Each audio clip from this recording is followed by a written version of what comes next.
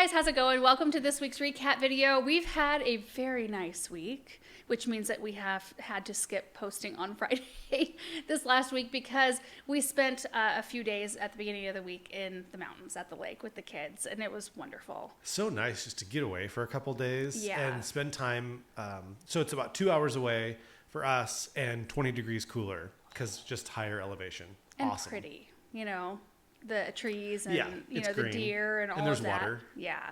The kids spent a bunch of time in the lake and in the pool, and the place that we went and stayed, it was like, it has 2 restaurants in it and a Starbucks in it, and it has a theater and an arcade room. I mean, you don't even need to leave the lodge Yeah. to enjoy your time. I mean, it's all there. We did. We went into town and got ice cream and did some other things. But anyway, it was really super nice. So not So as there you many go. projects this week.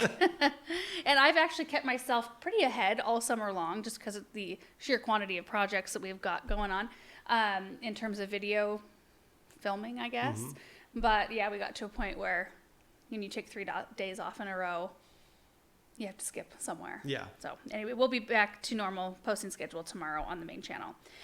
So jumping into the videos from this last week, we don't have anything else to talk about, right? Oh, yeah. Augers are on sale. 15% off from Sunday to Sunday, 1 week. Garden Answer augers. So we have our own 2-inch, 3-inch, 5, 7, and 9. And they're awesome. They are awesome. They're the best augers you've ever used. They are 36 inches tall, all of them, straight across the board, because I don't know why you would want a different size than that.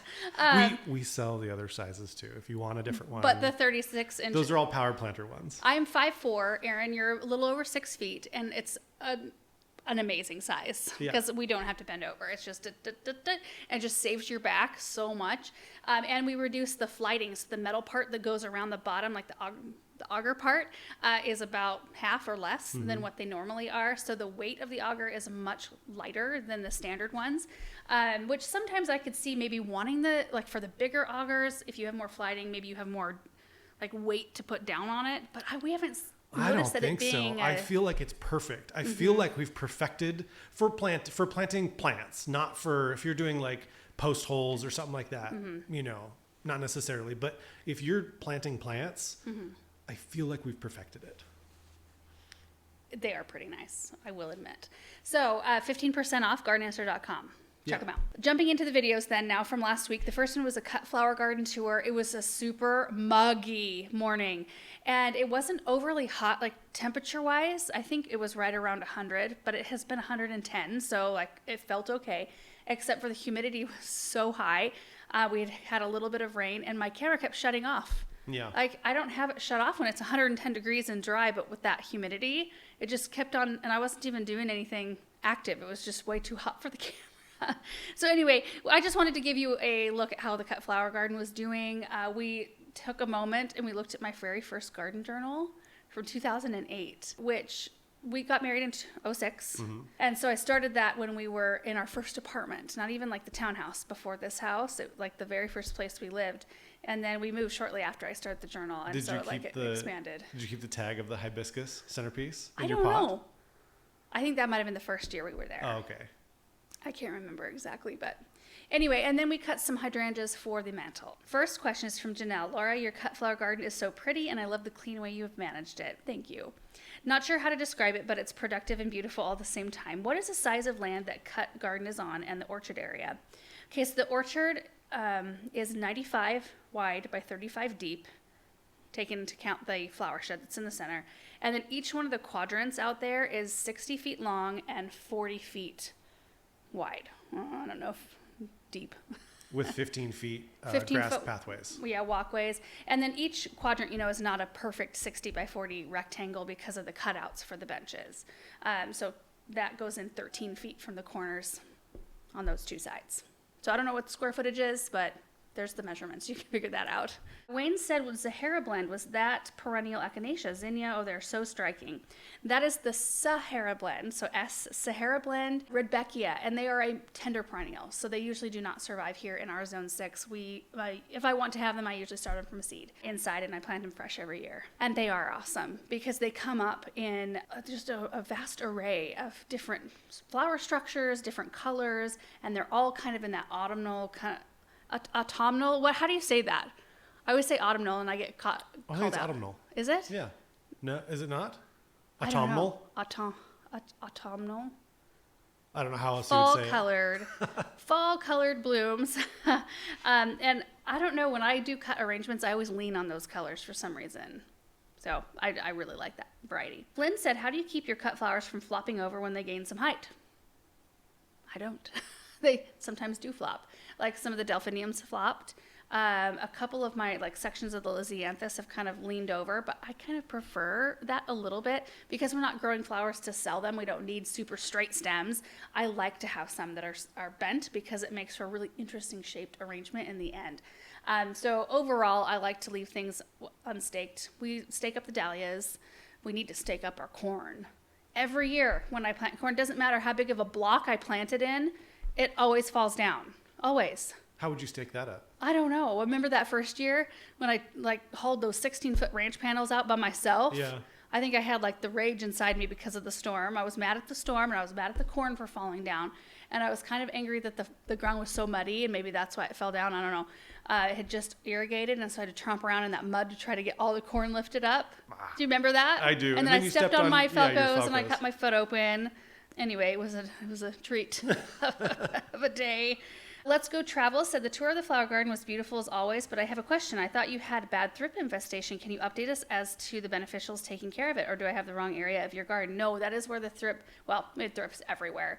I am noticing a sharp decline. I've done a few flower arrangements in the last couple of weeks, and I haven't noticed any thrip activity. That's good. It's amazing. So spider mites is a different story. We did release some things for spider mites, but nothing can keep up with them at this point. I think it would take so long to balance, the beneficials to balance with what we've got going on. And it's not just our garden, it's the whole area because we had such a long, hot, dry, dusty, smoky period. And that's what spider mites thrive in, that they just exploded in our area. So we are having to do some spraying for those. It's either that or you don't have your plants. Right. And they're not even it's not like we could just get rid of one group of plants like boxwoods. They do like boxwoods, but they like so many other things. So I can't just get rid of boxwoods or I couldn't just get rid of boxwoods and expect my problem to get better. Right. They would infect anything that I put there. Amber said, I remember a few years ago you made a wedding bouquet for someone. Have you done that since? Do people ask to buy your flowers? I have not done that since. I don't really like the pressure. It was really nice because we know, in fact, she and her husband are coming over for dinner next week. We know her really well. And so it was a very joyous, very fun occasion. And she's very chill. Not a bridezilla. No, she's just very pleasant to work with. And so it was a fun process, but I know that wouldn't probably be that way all the time. And people, after last year, I had to say no so many times. No, you can't have flowers. No, you can't come cut for whatever shower you're doing or graduation or whatever the case may be because we had bugs in the flowers and I wasn't sending any flowers out of this property with bugs on them. So that kind of quelled it, which is so nice. Honestly, I don't really like that. I grow them because we enjoy looking at them. If we want to go cut them or, if we have family or friends that want to, do a little something, then that's great. But I don't want to set up this expectation for the space either because I like to do different things. I mean, we're going to take it a different direction a little bit for this next year. Well, yeah, but I'll still be growing things to cut. Sure. So it just looked different. Lindsay said, tell me more about pruning yarrow. I was just thinking my yellow yarrow look too tired. Should I prune them as they fade? Looking for any guidance. Thank you for having such an inspirational and informative channel. You can prune them or not, depending on how you like them to look. So you can follow the bloom stalk down and just cut it. Or you can just if it's all one flush of bloom and they haven't pushed new ones, you can shear off all of them kind of at the leaf canopy of the plant, which is usually a little bit lower. If they have, though, like ours, we've got the first flush of blooms that are tired, and then we've got a second flush that are not tired that look really good. So in that case, you'd want to take a little more time and individually cut the spent blooms out so that you don't harm the ones that look good. Pepper said, has Erin ever objected to a painting/print you have purchased or hung? I don't think so. There's been a couple that you've bought that I don't like love. Which ones? There was one with like a girl. Oh, I took that one down. I think it was in the. Was it in? it wasn't like I hated it or something. Like, I usually just let you know. I'm pretty honest about Yeah. how I feel about stuff, and you are too. Yeah. I wouldn't be like, I wouldn't not tell you if I didn't like something. Yeah. And I can't really recall. Yeah. And the one that I think you're referring to, I didn't really love that one either. Really? Yeah, it was just kind of a placeholder, which I do sometimes. Like if it's like kind of, especially back then. Now I'll just wait. I'll just leave the wall empty until, you know, I Leave find it empty something for I 5 like. years. Exactly. And before I'd want to try to fill something up and then slowly replace pieces, but it seemed a little wasteful to me. Yeah. And I just want to fill the house with things that I like. I've gotten rid of so many, like hutches and furniture, things that I bought antiquing that I just, like they were functional and they looked good, but they weren't quite what I wanted. And Yeah. so I farmed those out to friends and family. And I'm glad that you don't get super attached and sentimental to pieces like that. That, you know, it was like a super cheap thrift store find just to kind of fill a spot. right. But it wasn't, like you said, it wasn't what you loved. But some Right. people, I think, just the memory of like, oh, we went to a thrift store that one year and I can't get rid of it. You know, though, I think the one thing that I might be a little bit is the rocking chair that we still have in Samantha's room. Oh, really? Because that was Benjamin. It's all stained and I everything. know. It's got like, yeah, stains all over it. It's super dirty. I but rocked it's like, my baby in that I rocking chair. know. And every time I think I'm going to get rid of that, it's time. You know, it's just Yeah. taking up space in Samantha's room. We could put something else right there that she would actually enjoy.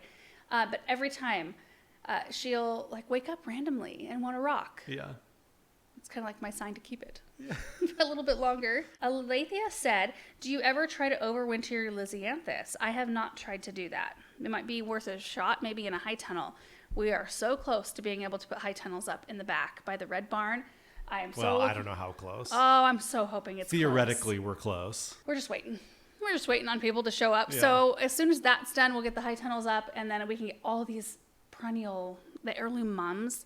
They're like a tender perennial. So I want to get those planted in the ground under a high tunnel, and that would be a perfect place to do Lisianthus as well. Susan said, what is the trick to getting limelight hydrangeas look fresh in the vase? Mine always look terrible in a day or two. Well, the best thing to do is when you're cutting them, you know, cut them at a good time of day, not when it's super hot like I did mine that time. I did have a few of mine wilt. I'm going to have to replace them. But you just pop them in a vase with just a little bit of water, just enough for them to drink up in like that first day or two. And usually that does it. Like put them in a cool spot, and a fresh cut on their stem underwater if you can is always best too, so that the air never touches their stem. Next video is harvesting tomatoes, peppers, and onions. That was just a big harvest day. Got the tomatoes done, peppers done, and more onions. I still have more onions to harvest. Do you ever feel like you want to grow less onions? No. And it's so funny because like we started those onions from seed, and every year I plant them out. We have some kind of weird weather, or like I didn't harden them off quite enough, and they look so puny and sometimes die all the way back. Like the little tender green leaves turn brown and flop over. You just leave them alone, keep them watered, and they're rooting in down there. And then they turn into these giant onions. It's so satisfying to me. I don't know why. I like growing onions. I like growing potatoes. Barb said, where do you get the baskets to store your onions in? I love the look, plus they allow for air circulation. I got those at my parents' garden center. They still have stacks of them if you're local. I think they've got stacks of them of all the different sizes. Allison said, I've always heard that leaving the dirt on would help with storage life, at least with eggs and potatoes and carrots. Would it be the same for onions? I don't know. I don't like to store mine with a big bunch of dirt. It's just so messy. And you have to make sure that that soil is dry. I mean, if you put those in storage with any moisture on them at all, that could lead to some really fast rotting issues. Gretchen said, that's a harvest. Question, how do you tell when your bell peppers are ready to harvest? No, just like when they get big enough. And if they're a different colored pepper, you wait till they turn that color, yellow or orange or red. I don't know, I just go out and harvest. Take a bite out of one, see how it tastes. Well, and you can kind of tell, you know, too, you're growing a bell pepper, you know, kind of like what a standard sized bell pepper looks like. That's what I wait for. I don't harvest the little ones on the plant. I just get the big ones. And Do they get kind of like wrinkly if you leave them too long? yeah. Nushi said, those onions are impressive. Do you feed them mid-season too? I did this year. So not always do I do that, but I always do garden biotone in the beginning, and then usually land and seed compost as a top dress around the plants or over the top of the seeds, whatever I might be planting. And then this year I went through and did an application of Garden Tone mid-season, which is very helpful, especially for allium crops because they are such heavy feeders. They like a lot of food. And so you could probably do like once a month on the onions. I wonder if I could get them even bigger. Although it's kind of problematic because like I don't usually need an onion that's, what was my one? 2.7 pounds? Yeah. I think I've got some that might rival that one. But I don't want to leave them out there too long. I need to get them harvested so they don't split. Anyway, Patrick said, awesome vegetables. How do you store or process the tomatoes and peppers? So it depends on the year, but sometimes I will can tomatoes. We did some marinara sauce last year and some tomato sauce. I still have actually some left from last year. This time I just sent a text to Pedro and said, hey, they were out working behind the barn, him and his crew. And I just said, you guys can take whatever you want from the gator. I sent him a picture and it was all gone that night. They took it all and I didn't have to process a dang thing. Peppers, I've made cowboy candy and canned that. I have diced up and frozen some peppers. I just don't use them all that much. And so it's really not worth, even like the tomato sauce thing. Like I just didn't use them like I thought I would. And I don't know why that is. I like to give them away if possible. Diane said, can you tell us where you get your tomato cages? Those look amazing. My wire ones this year bent every direction under the weight of the plants. Those tomato cages came from Gardener Supply. They are called the Titan tomato frames.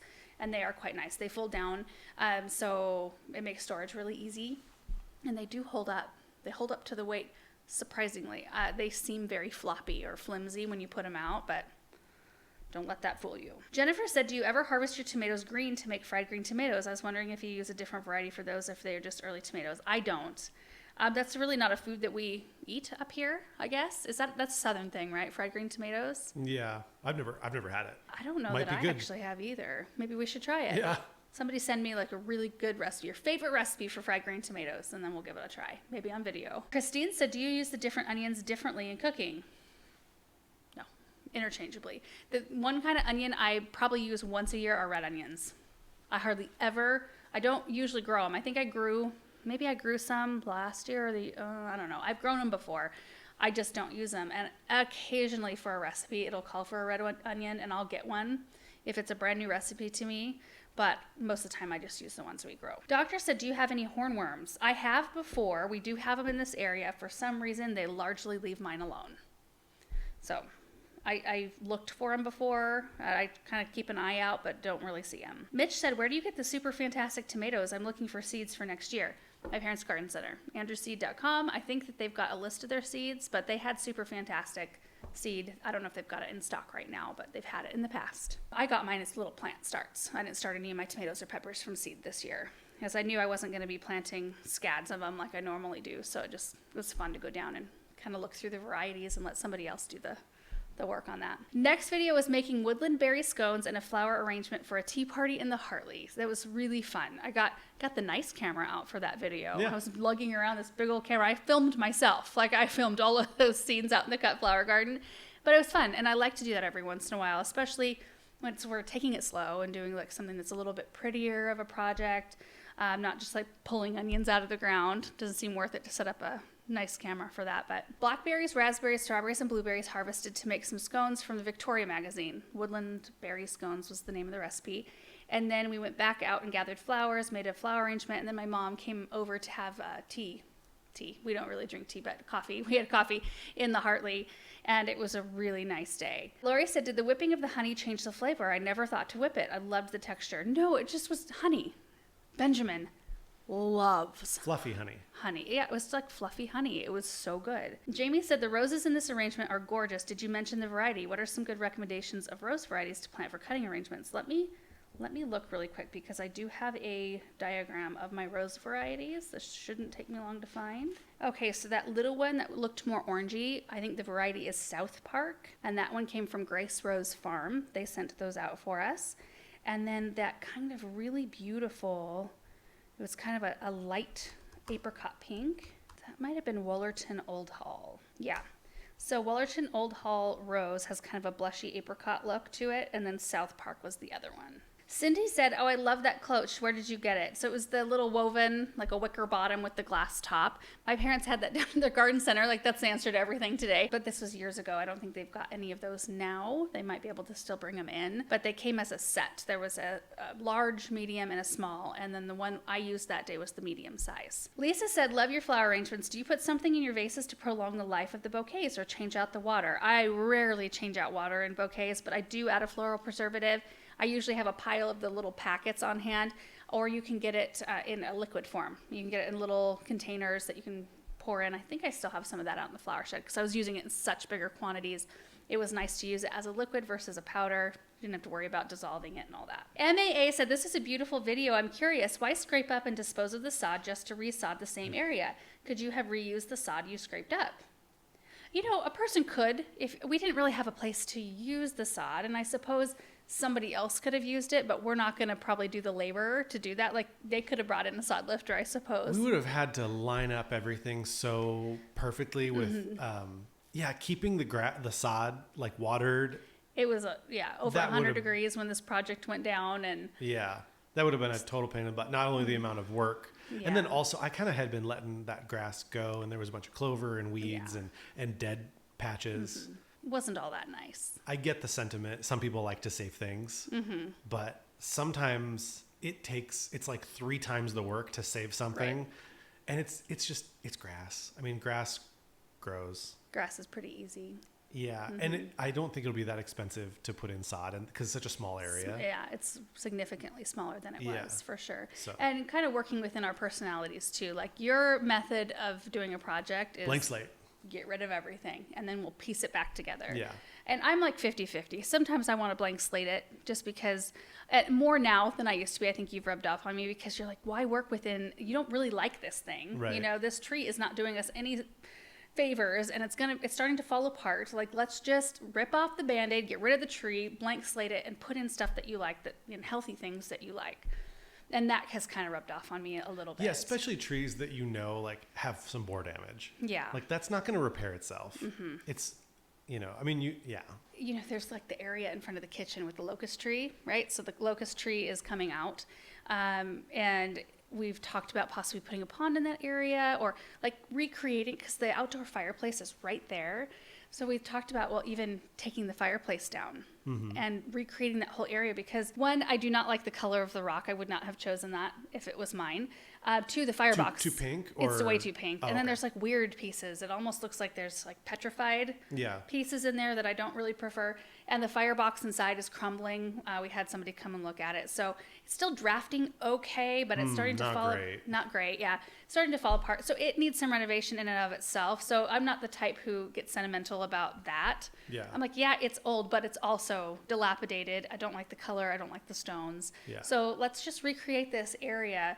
But I'm not like that about everything. There are some things like on the old side of our house that I love and want to maintain that you would tear out in a second. Yeah. You know? I think we're pretty good balance for each other. Like, I feel like you like the creaky stairs on the old side of the house. I do, because I can hear movement in our house. I know what's going on. Well, there you go. Yeah. Creaky stairs. Kind of love it. Jane said, what a peaceful, sweet video. Thank you. What is the name of the sunflower you planted along 2 edges of the cut flower garden? Low growing but big heads. That's called Sunspot. They are just about ready to bloom too. They're so pretty. C. Norovich said, oh gosh, thank you for the reminder that we all need to stop, take a deep breath, and enjoy the things we've worked so hard for. Wondering, have you ever considered growing your own tea leaves? I'm not even sure what's involved or even if you're in an area that would successfully produce a tea harvest, but it sounds like something that would be fun to explore. I've thought about it when I'm just thinking through different themed gardens. I've thought, wouldn't it be fun to put together a container that was tea themed, or a little, one of the raised beds is a tea themed garden, but I don't like tea. The only kind of tea I like is peppermint tea, and that's only when I'm sick. So for me, and you don't like tea at all. I don't know about the kids. We'll see if they come around to liking tea at some point, but it would be a project that just wouldn't quite be worth it unless I was using the herbs or leaves for something else. Amber said, were any scones saved for Aaron? You wouldn't have even eaten one had I offered you one. Was there any for me? I want to know. I feel like people are asking that with that kind of tone sometimes. Really? Like, are you making sure to give one to Aaron? Yes, I would offer one to Aaron if he would eat it. He don't like biscuits.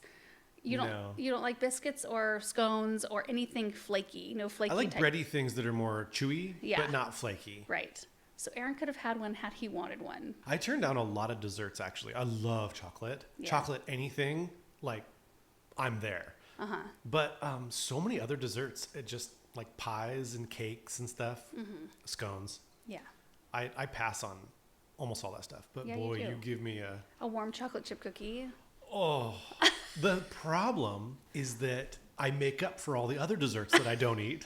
And so I make myself sick on the one thing that I do like. Yeah. Also, kind of along the same vein, something that happened this week that is just, Oh, yeah. I don't even know what word to use to describe it, but somebody who watches our videos called the Oregon Food Bank because they were deeply troubled that we were not giving our excess produce to them instead of, The Oregon Food Bank. yeah. They were troubled because we send our spent plants and spent fruit home with Bethany to feed her pigs, rather than sending it to the Oregon Food Bank. Like, they can do anything about it. Like, what are they going to do? Call us and be like, hey, we hear you're giving food to pigs. Like, Can you imagine the police showing up? yeah, You're like, listen. yeah. So the Oregon Food Bank called Andrews, my parents' garden center, because they knew we probably wouldn't follow up or whatever. They didn't really know how to get a hold of us. And they were like, we don't know what to do with this lady. Like, this is what happened. How do you want us to respond? I'm like, don't respond. I don't Yeah. know why people feel like they need to respond to stuff like that. But I just thought that was insane, especially given the fact that we've shown so much of what we give away in the past. And I don't show everything that we give away either, because I don't want to be like, look at me giving away all these things all the time. You know what I mean? Yeah, right. That seems a little self-serving and a little bit like the wrong heart attitude to have when you're giving. Anyway, I just thought that was so funny. Yeah. I don't think there's anything wrong with showing your giving. Like, if everyone did that, the world would be fine because everyone Too would much be of giving. that makes me start to feel like I'm using it for, for Yeah, people to be like, I oh, don't good know. for you. And I don't feel like for me, that's the wrong heart attitude. For I know me. that's been like a big topic with Mr. Beast videos because he gives away, like he'll build houses for people and wells and stuff. But it's like he has to show it because it's the viewership that pays for it. Right. And so there's no other way to get it done. Right. you Well, and know? there's a certain amount of it too that's inspiring. It's inspiring to watch things like that too. Yeah. And it I think it can spur on, other people to maybe want to do those sorts of things. So, a little bit is good, I think, but too much of it for me, I think everybody's different too. Yeah. Like that threshold. It can seem like a pat on the back, like you're patting yourself on the Yeah. back. But at the same time, again, I don't know how else you do stuff like that. That's true. Because Yeah. It's the just the funds wouldn't come if you It's didn't just show a it. weird sort of, but that's not what we do. It's not like Right. how we make our revenue is by doing that consistently. Right. Nor do we try to like make a big deal. We wouldn't make a big deal like at the title of the video trying Right. to Watch me give away these things. Yeah. It's just that kind of weird area. yeah. Trying to figure out. But you need to quit giving away stuff to Bethany to for the pigs. Yeah. 'Cause Lord that's- forbid that the animals are treated well. That's messed up. Suzanne said, love the flower arrangements, and I have a question. What was the dainty tall white flower stems that you put in the first arrangement? Those are lovely. The dainty tall white flower stems. So I did blackberries, and then I had some celosia. Those weren't that dainty though. I'm trying to think back, but I had Rudbeckia. I don't know, the smallest things in there were the celosia, which was rose gold, and then some of the blackberries looked white and they had dainty white flowers on them. Maybe that was what it was. Some of the blackberry branches that still had those. Okay, next video is planting by the pond and planting beautiful head planters with ferns. So I got some Rudbeckia. We started off at the garden center at that beginning of that video because I wanted to pick up hardy geraniums mostly, and then I ended up getting those plus some Rudbeckia plus some new houseplants. And so we brought the stuff home. We planted the Rudbeckia and geraniums around the pond. They're beautiful right there. I love them. And then we planted up some head planters and a couple other containers and took them inside. Housewarming said, do you get a discount at your parents' garden center? Yes. Yes, we do. People think that I just walk in and walk out with not paying. Oh yeah, we don't get it free. There was a comment like that last week. Like, must be nice to be able just to walk in and take everything you want out with not paying for it. Like, so I feel like I'm turning negative today. I don't know why. I usually don't focus in on that kind of stuff. But anyway, yes, we do get a discount. Cindy said, where do you get the bust? different places. Like I'll see them at Marshall's or TJ Maxx. I will see them at a garden center. My parents' garden center currently has some. Just out and about. Every once in a while I'll see one that I like and I've picked them up. So I've got one more. I'll show you. Technically 2 more. So I've got this lady planter right here. She looks pretty, but I didn't really have anything that would fit her. I felt like she needed something a little bit bigger. And then I've got this one dude. I don't know who he is. This one I got Marshall's for $9.99. So there you go. He's cool looking. Yeah.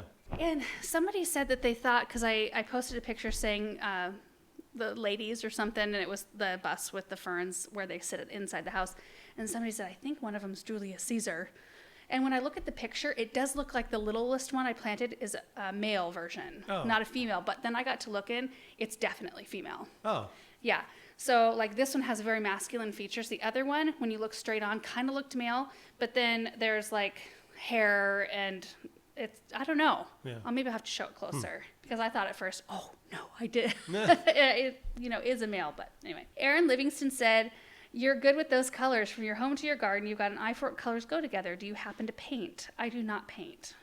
Can you paint? Have you ever tried? I've done some drawing. I feel like you'd be good at it if you just... My dad's mom, my grandma, is an amazing painter, artist. She's like fantastic. And she does oil painting.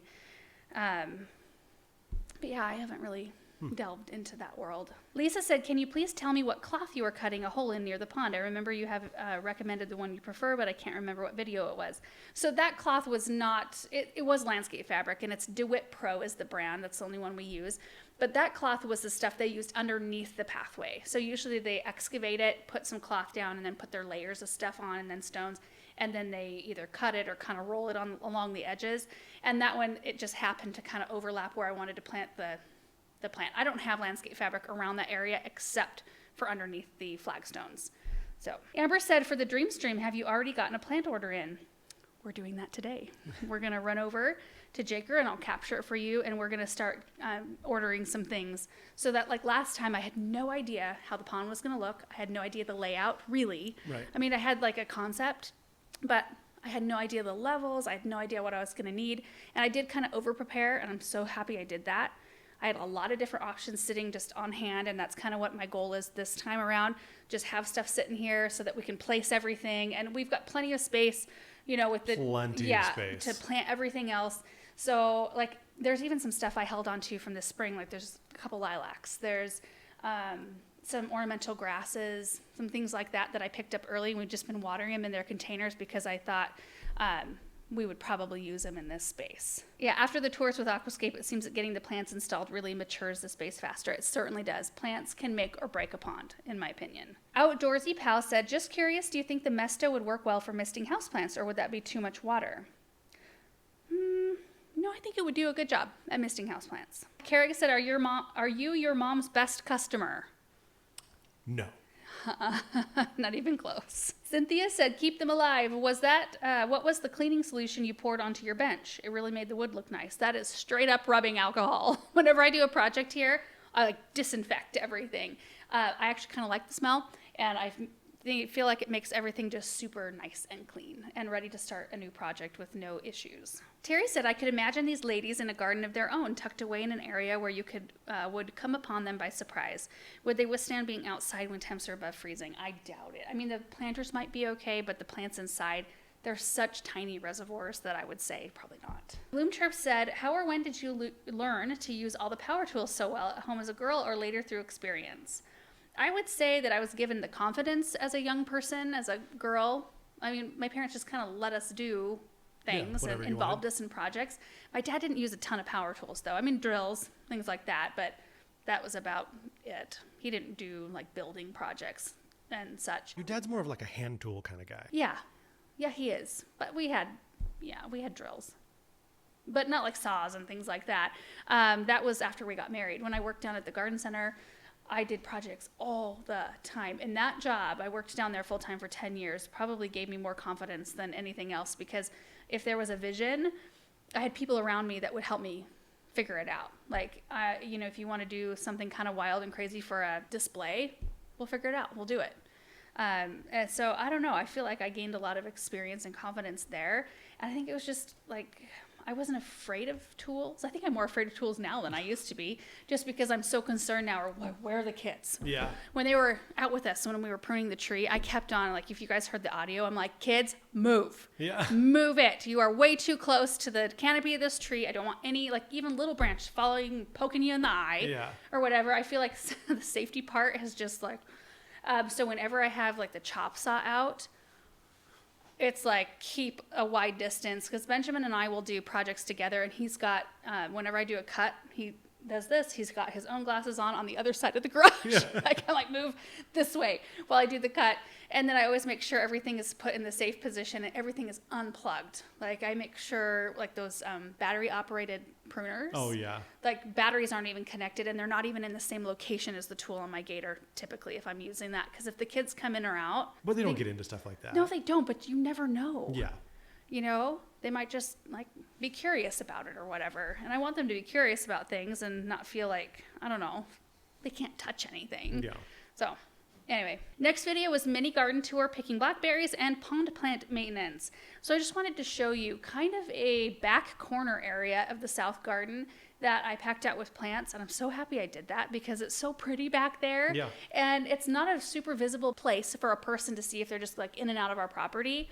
But it is to us. I mean, we drive by it multiple times in a day, and it's just full of really pretty purple and pink things and some hydrangeas, and I just wanted to show you what it looked like. Then we picked more blackberries, took them out to my mom down at the garden center, and then we came back and I got around and in the pond and did some pond plant maintenance and made things look so much better. Donna said, how many of the Supertunia Tiara Pink did you use for the drift? So that was in the very first part of the video when I showed you all the plants. I want to say there's like 7 in that drift probably. Sleep Creep Leap Gardening said, back in your dumpster corner, that Montana moss juniper is magnificent. It is. It is a magnificent plant.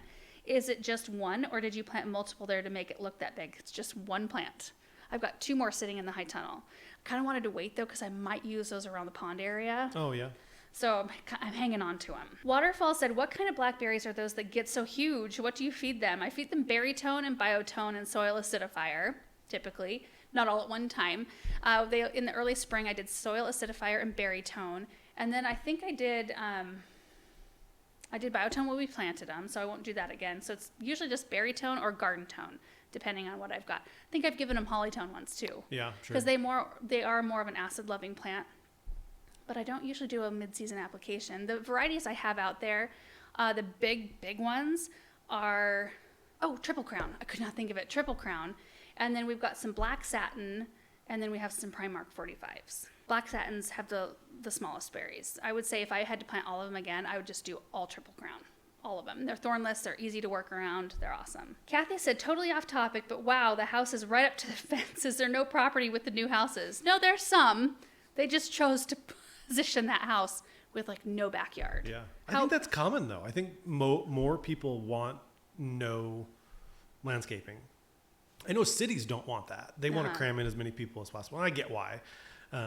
But yeah, it surprises me that a lot of people are actually after that though. I can understand it if they want to travel or if it's just not their focus, which we're all different. Less to take care of. Yeah. And they've got a little view of our garden right now, but they won't for long. Yeah. So the arbs will grow up and cover a lot of that. Kathy said, does the shark come up to feed also? The plantings around the pond are looking so beautiful. Such a great place to relax in the evening with the fire pit. The shark stays low. It comes out more and more though. Like I see it often. I actually saw it last night while I was doing a count of all the fish. But it doesn't swim up to the top like the koi do. Doreen said, how do you keep ants off blackberry bushes? I would bait around the bottom if I had that problem. We don't have ants on ours right now. But I would put some bait down. Carrie said, the pond is looking so beautiful. Nothing better than that sound of running water. Can't wait to see the Dreamstream edition. Question, when using the Felcos in the water, do you do anything special to dry them out so they don't rust? Maybe one of the Felco sprays? I usually just dry them off when I'm all done. I don't use the sprays like every day. These are the three things though. Like there's the resin remover I don't use unless I'm doing like a big cleanup job. That's when I take them all apart. The 980 spray is kind of an all-purpose cleaner. This is a really good one to use. And then the synthetic grease every once in a while. You typically don't use this though unless I'm doing a full clean. So It's like the 980 I would say is the most used spray.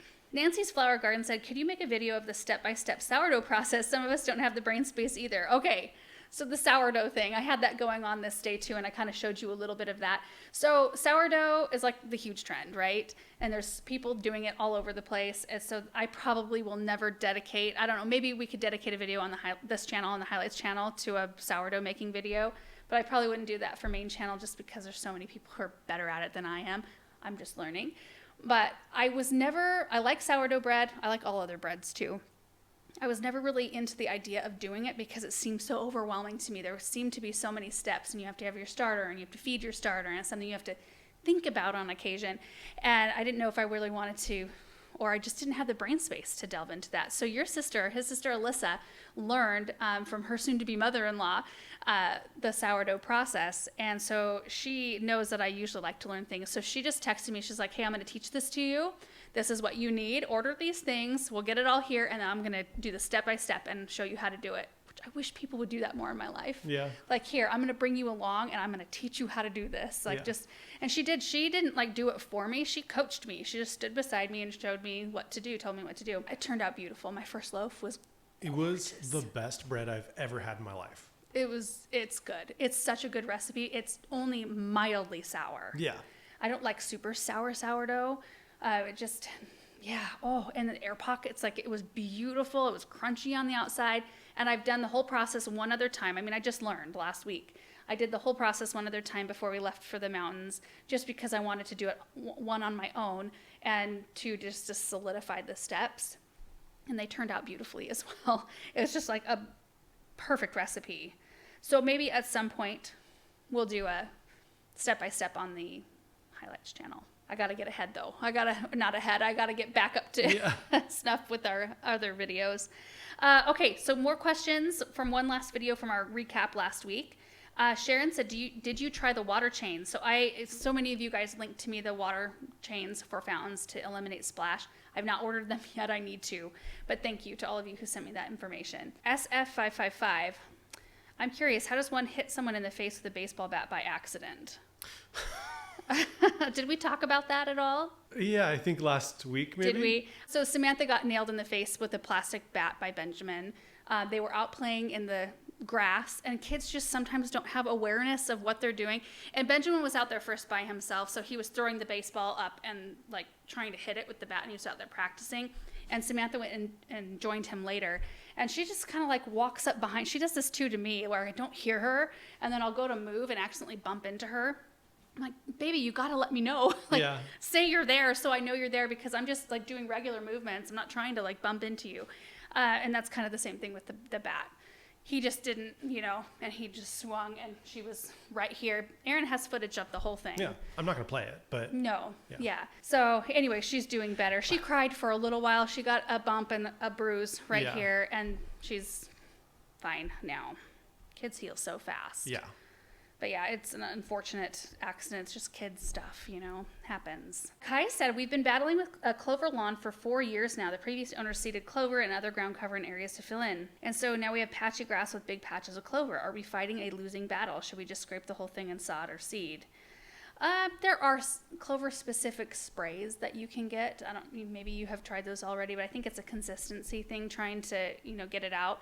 So you might check with your local garden center and see what they have to offer in the way of a specific clover spray. Trixie said, did the company that makes the EDDHA chelated iron 6% stop making it? I needed more and it's sold out everywhere. Probably in our warehouse. Yeah, it could have. It's not sold out from us, is it? It was sold out from us, yeah. Oh, it was. We sold out of it. Ooh. Yeah, I don't know. I mean, I'll thank you to everyone, but a lot of times the things that we promote or show, the Dram cans are out of stock right now. Oh, they are? The 2-liter ones, yeah. Oh, geez. So Ken's got more coming in. Oh, but... good. Hey, you just don't know how to plan sometimes. But no, I don't you know don't. about the EDDHA. Maybe there is a shortage. Do you know? I doubt there's a shortage. I don't know. There could be. Do we have it back in stock? I do know this time of year, I can see those types of garden things going out of stock, because you have to build up your stock for the spring season. And in the whole gardening industry, this is common, but you have to place your orders now for next season. You get your stuff, and then that's kind of what you have. So I don't know. Kathy said, Laura, why do you hate pools? Yeah. Yeah. Why do you hate pools so much? Why are you giving Aaron scones? Yeah. I'm just sitting over here wanting a scone. So pools, I have some thoughts about pools. I don't hate pools. I think pools can be very beautiful and very useful, especially when you have kids our age, you know. But, you know, my parents have a swimming pool and they maintain it. So it's cheaper for us to not have a swimming pool. But it's also nice to have an excuse to go out there and use it, because I know that they love to have family out there. They love to have people out there using their pool. And I feel like if we had one, that would take away from that a bit. So I don't really love that thought. Pools in our area are closed for 5-6 months out of the year, and they're not as pretty when they are closed. And like, thankfully my parents is kind of off to the side, so you don't really see it going up to their house. You have to peel off, and it would be the same here. It would be tucked in, so you know, back toward the basketball court area. So that wouldn't be as much of an issue, but like having a rec pond that's still open with waterfalls and things like that would be awesome. And algae. I don't love the idea of swimming in that. I mean, we get in our pond, but it's not like ideal. I don't really love the idea of swimming with a bunch of stuff like that. It's kind of nice to get in a crystal clear pool, right? You know, it's not an ecosystem. Yeah, I don't know. I just have lots of different feelings about it. I feel like ours would be so far away from the house to walk to and from. But since they don't look good in the winter, nice I know to have having it tucked away would be fine. I think I'll wear you down eventually. Yeah, see, then you'll love it. Yeah, that's a lot of what goes on around here. I think people think that I hold you back from things, and I feel like I eventually just give in to what you want. Well, you know what? I'm really interested to see what happens with the boxwood hedge, because I've been hounding you about the boxwood hedge. Oh, I know exactly what I'm going to do. I know you know exactly what, no. Oh, are we talking about the one around the brick patio? Yeah, around the brick patio. I know exactly what I'm going to do. You think you know exactly what you're going to do, but then you're going to lay it out and you're going to say, oh, man, yeah, this was real dumb. No, I will not say that. I will not say anything of the sort. You know what? I'm interested to see how there that are a pans few out. things that we run up against where I have a gut feeling about how something will look or turn out. And occasionally, like, I'll come over to your side for a while, and then I just say, I can't do it. Like, my gut is saying, like, I could be wrong, but my gut is saying design-wise, that's not going to work out or look the best. It's not going to be as appealing.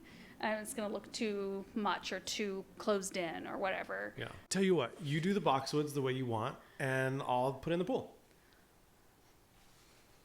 Equal. Although totally we do need to get the bid first. Also, we could use the dirt. Like, we need the dirt right now. Yeah, we should just have Brian and crew, the Aquascape team, just dig out a big hole right there. Oh my gosh. I think my mom is trying to call me right now. Actually, that is our last question for the day. I'm seeing that she's trying to call me, but I don't have my phone anywhere. So I hope you guys are having a great week.